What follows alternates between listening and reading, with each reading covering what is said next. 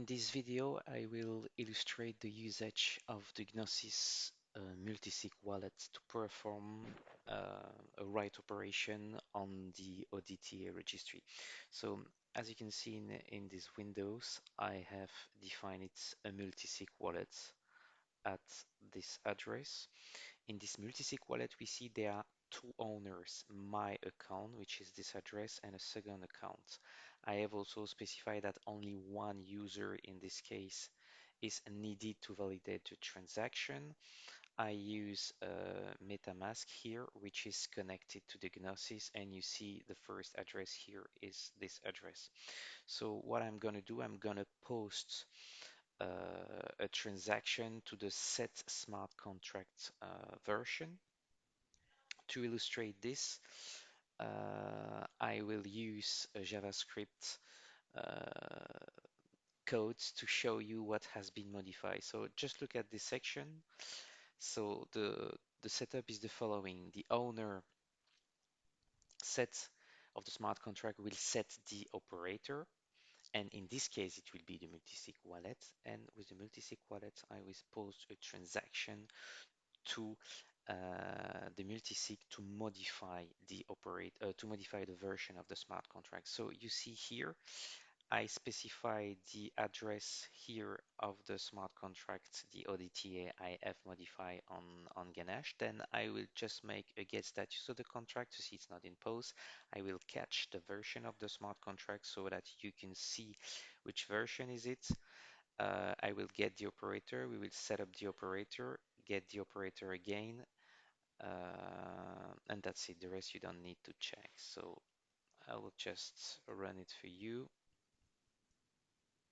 Truffle tests. So this first steps is just to show you that the multisig address of the wallet has been set up as the operator. Then I will go to the wallet to modify a value. There are different tests, so we will just look at the step 10 test to be sure of the setup we have. So as you can see here, just look at the test 10, sorry. Okay, it just to say you that the contract is not in pause because this is a circuit breaker. The current version of the smart contract is the version 2, and I had previously already set up the operator to the multisig wallet. So now I'm gonna go to the multisig wallet and I'm gonna change the version of the smart contract to version 3. This is quite simple. You add a new transaction. Here, you simply paste the address of the smart contract, so being deployed on Ganesh or a testnet network. On my case, this is on Ganesh. So I put here the smart contract address. Yes. I put it here name. Why is it already completed? Because I have already made the test. So you put it here in name, and here the important things you see here, I need to copy paste the ABI signature of the method I will invoke. So in this case, you see I'm going to invoke the set smart contract version.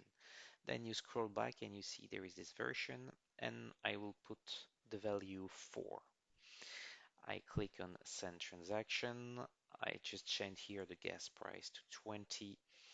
I send the transaction, my MetaMask pop up, and here I validate the transaction. That's it, it's done. You see, version 4 has been changed and it's written yes. Now, if I go back to my tests, because I would like to validate that my status has been changed, I will run again the same test, and you see the current version is 2, so it should be changed to 4. So we will just focus on this line, which is a get, because in this test I make after modification. So just look at it. I run it again, and you will see that the current version of the smart contract has been changed by 2. So we just focus on current version of smart contracts. Just waiting. And as you can see, that's the important things.